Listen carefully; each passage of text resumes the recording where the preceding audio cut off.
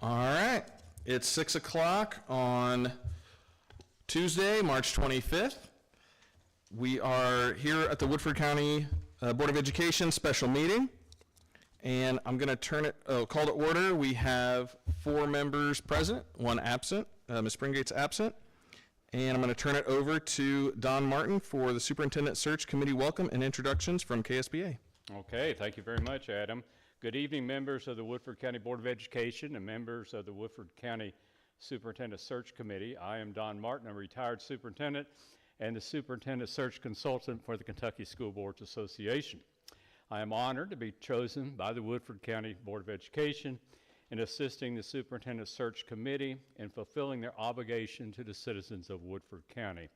Tonight is an important one for the Woodford County School District, as we will begin the month-long process of determining who will occupy the position of the Woodford County School District Superintendent for the next several years. The Reform Act of the early 90s outlined the process of superintendency searches and how that process would unfold. Before the Board of Education can employ a new superintendent, the body must consider the slate of candidates presented by the Superintendent Search Committee. The board has the power of employing one of the applicants recommended by the search committee or choose someone not recommended by the committee. The committee is made up of, is dictated by statute, is composed of board member Adam Brickler, principal Joe Albert, teachers Mary Ruth Hertwick and Stephanie Wells, classified employee Chrissy Evans, and parent Jarvis Livingston. The screening committee will be starting intensive sessions tonight in closed session after they are dismissed by the board. They will meet on several occasions with some homework in between the meetings to eventually arrive at the number of candidates to recommend to the board that the board wishes to attain. That meeting, conducted in closed session, will occur on April 24th. So that will be the next meeting where we will all be together again. When the board receives the candidates at that time, their sessions will begin. At this time, we would like to hear comments regarding criteria and attributes requested by the members of the Board of Education.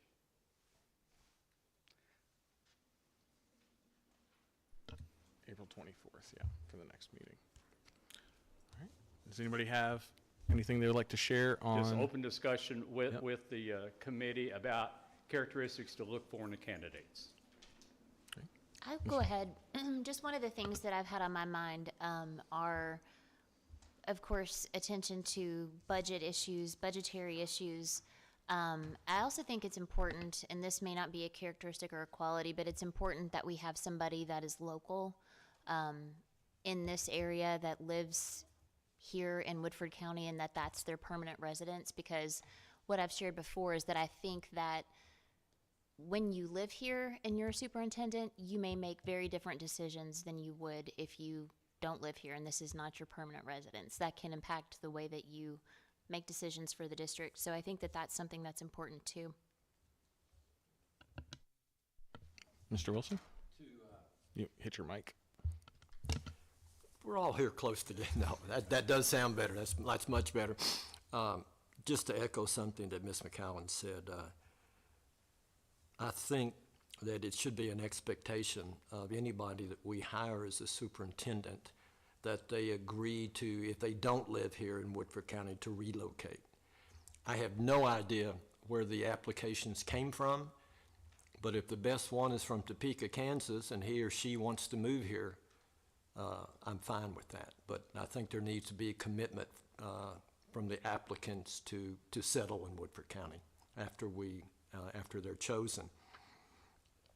It is so important and it's so helpful for us because you all represent the broad spectrum of the community. That's one part of the law I think is very good. We do have a broad spectrum of the community here. So, you know, when you look at the application, I have no idea how many there are, but don't limit the names that you give us. Don't settle for 5 if there's 7 or 8. Tell us who the best are. And I really look forward not only to seeing who you all recommend, but also hearing about them. I would encourage you, if you have the opportunity, to ask the applicants questions. The resume is one thing, the application is one thing, but listening to them, ask probing questions to find out their successes, I think would be very, very helpful. It's my understanding, Don, that the work they do will be documented to where we will be able to see your thoughts and ideas and, Yes. and things like that. Yes, We're we very can lucky share also- the notes Yeah. at the end. We will give them to Mr. Brickler, and he can share those with the Board of Education. And Mr. Wilson, yes, we are going to be asking questions of the candidates that the committee deem appropriate. Right. We have a number of candidates, so they're going to be starting tonight with two goals, is to start ranking the candidates as a good fit to Woodford County, and also coming up with the questions that they would like to ask those people that they wish to speak with. Okay. So we don't have a set of canned questions.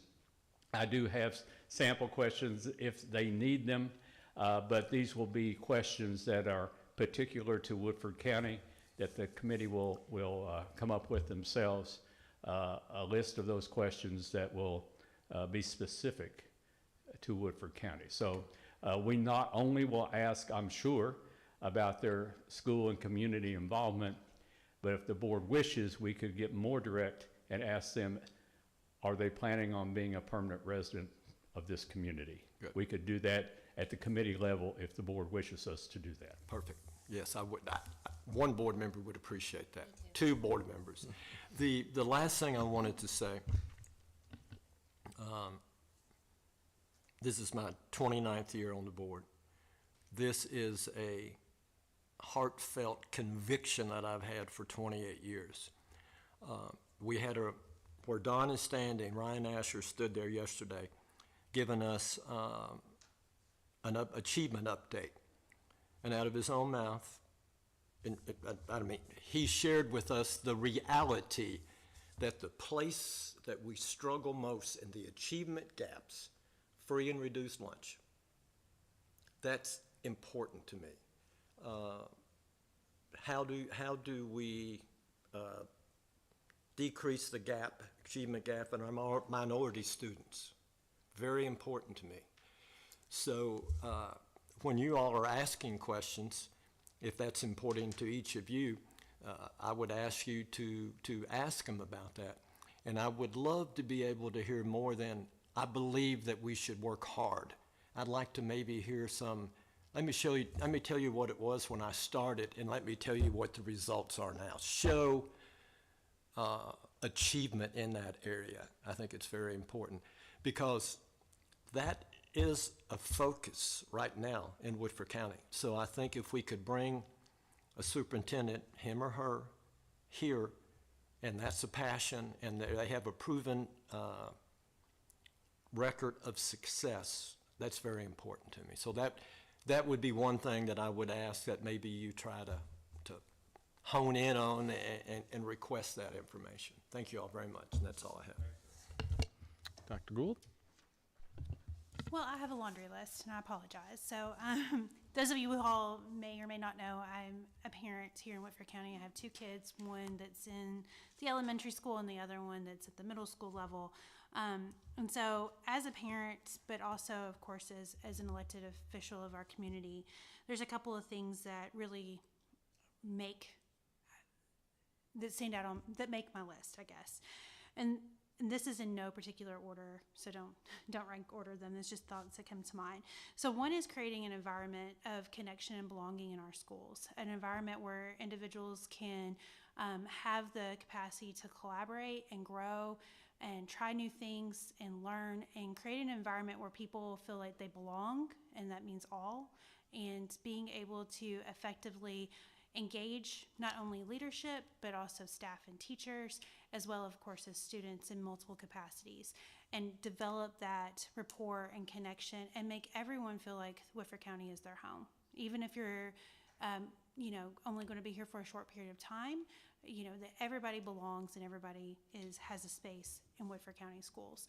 I think that that's really important because we do have students that are on the spectrum of needs, and I think we do really well at meeting the needs of really high achieving learners, of our athletes, and pulling those individuals up that are maybe not achieving in that achievement gap. We're working on that. But we also have a gap in the middle of our students that need support as well, that may not necessarily be identified as gifted and talented, or a student that is not reaching their full potential, that are kind of floating in the middle. So when I say all Whitford County kids, I mean that are willing to provide services and get all students involved in some capacity to help them fully reach their potential. I think that that's really important, those middle half as well as the bottom and the top, when you think about achievement. So I think that those things are very important. I also think the environment within our schools, that our faculty and staff, our teachers and staff, our administrators, that they want to work here, a place that is where you want to be, and that we want to be employed by Whitford County Schools for an extended period of time.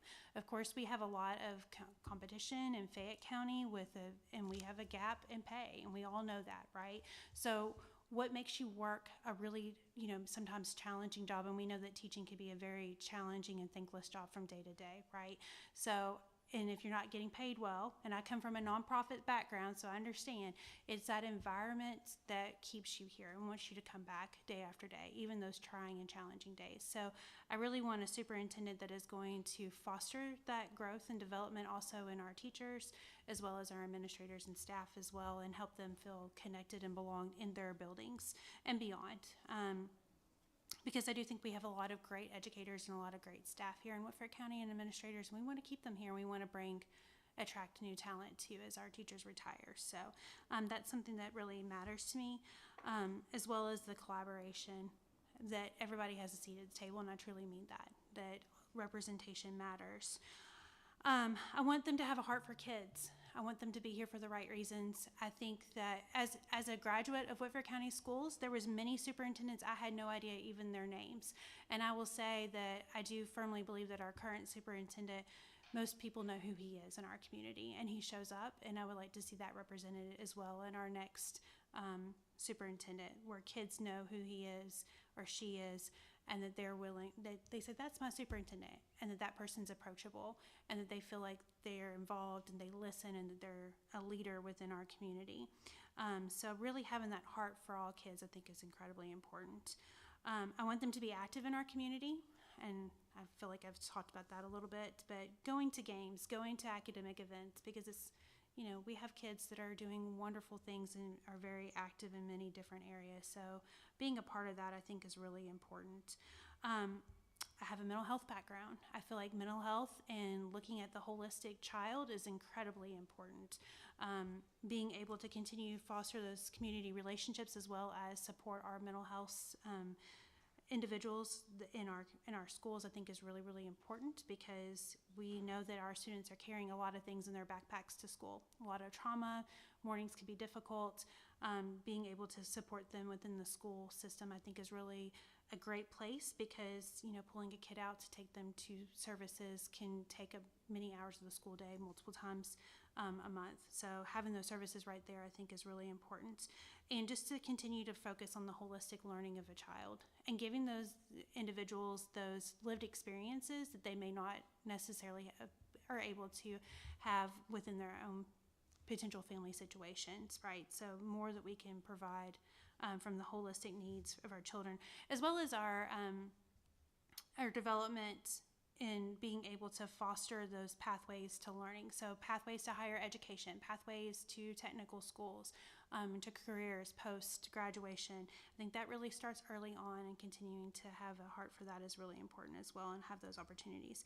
And last but not least, open to new ideas. I think that we can't get stuck in the old, the things that work, that educators and administrators can come and say, hey, I've got this new idea, this is something I want to try, and a willingness to give that an opportunity, I think, is really important, because we can't stagnate. We got to continue to grow.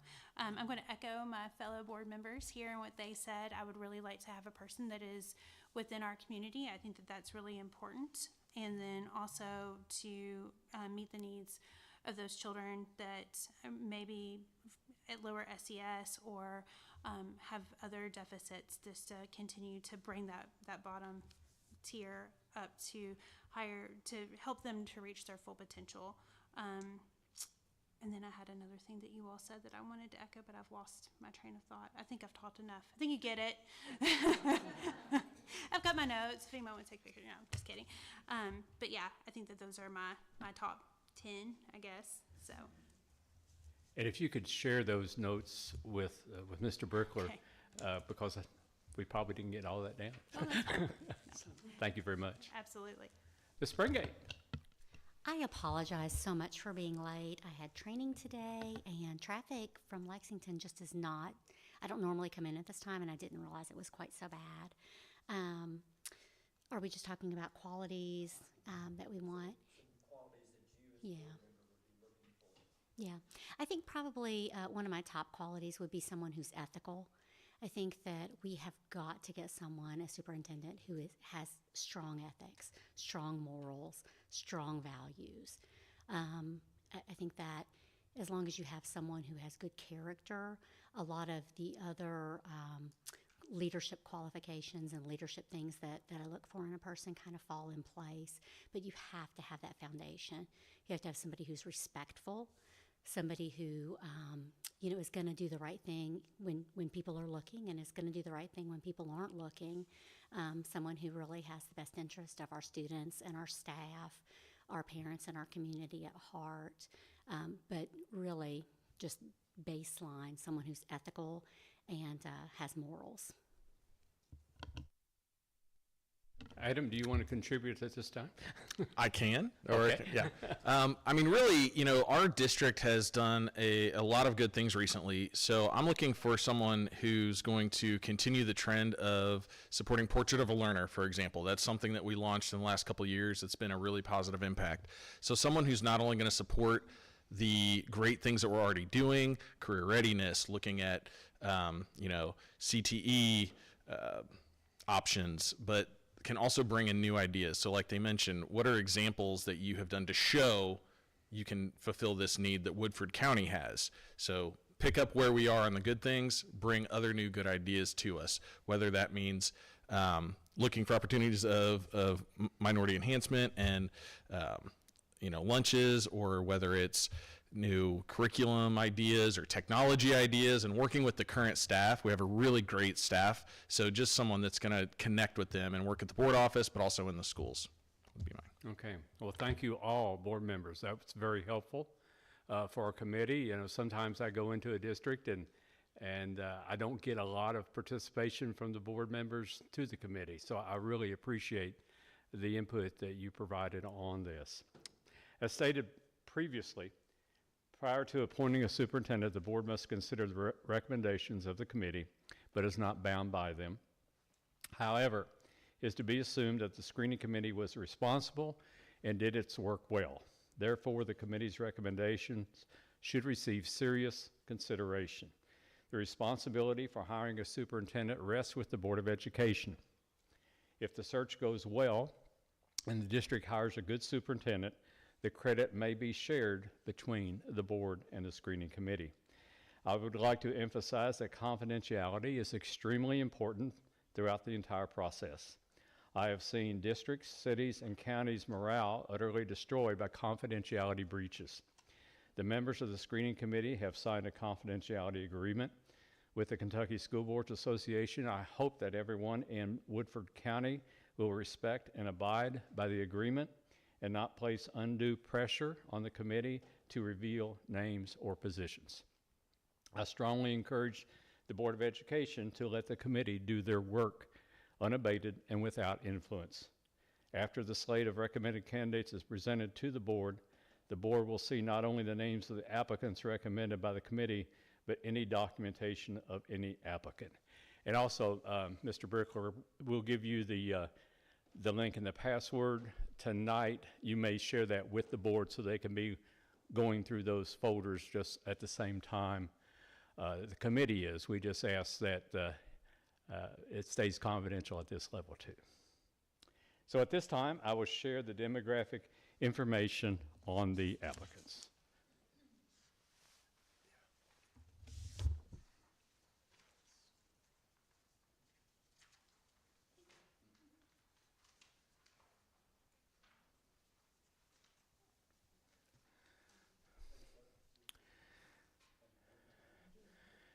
As you see, we have 17 applications for the superintendency at Woodford County. 13 are male, 4 are female, none are current superintendents. Pardon me? No current superintendents, no. Rarely. Although I will say that superintendents do not change districts like they did in the past. Most of them do not change. Once they get to be a superintendent, they will either retire in that position or go to another type of position, but it won't be a superintendent. Now, sometimes it does occur that way, but there seems to be a trend now of most superintendents not moving to another district to be a superintendent in another district, for whatever reason. I don't have the answer to the reason for that. 8 of the applicants are central office employees, 4 are principals, 4 are what we call others. They may be State Department employees, they may be co-op employees, they may be retired. So those, that we just lump those into an other, and there's 1 teacher that is an applicant. All 17 are certified to be superintendent. 16 are from Kentucky. 1 is from another state. The screening committee will be in closed session tonight to begin their work. They will return here on April 24th to meet with the Board of Education in closed session to present their recommendations. Any other comments? I have a question about the breakout, the demographic information. Sure. So we've got listed whether, how many men and how many women. What about minority applicants? Our application process does not permit us to have that on the application. Okay. So frankly, I don't know that right now, right? An applicant would have to provide that information without us asking it to Got be it. legal. Any other questions for me? This information that we gave about the demographic information is public knowledge. You can distribute that to teaching staff, media, or whoever would like to be interested in that. So, okay.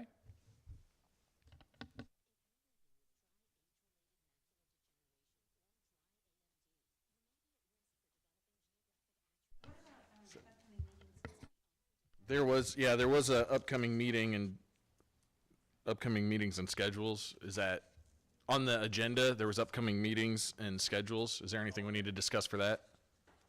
Well, that is on the, is it on the committee agenda? It's on the 6 p.m. It's on both. Yeah. And so the next joint meeting would be April the 24th. Yes. Yeah. So, okay.